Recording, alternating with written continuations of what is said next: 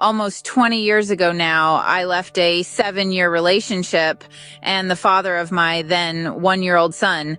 But not only did I leave the man I once loved, I left an extremely mentally, emotionally abusive relationship, and I left a drug addict. At the time, I felt I had no other choice than to literally take his son away from him and fly halfway across the country to start over. Now, if that's not traumatizing for all of us, I don't know what is. And it was in that moment I became a single mom. Ironically, I had become so focused on leaving, I had actually believed it would simply be over now. Unfortunately for me, as I quickly came to realize, my difficulties had only just begun.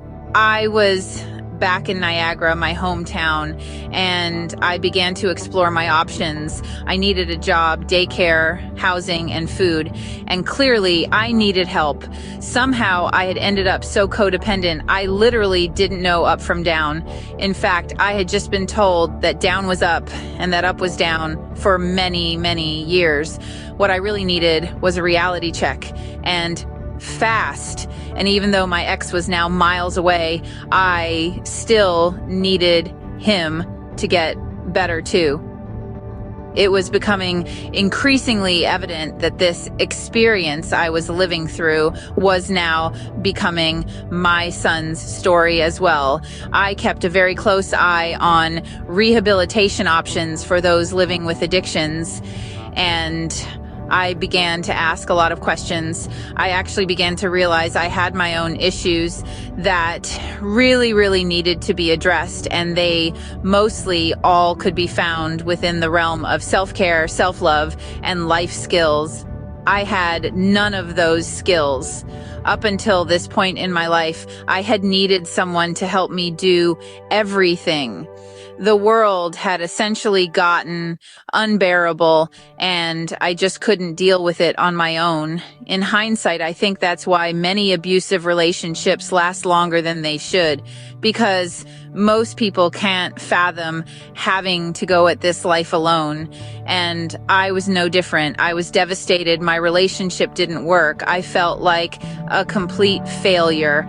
And to the system's eyes, and even to some of my very close friends, I was a failure.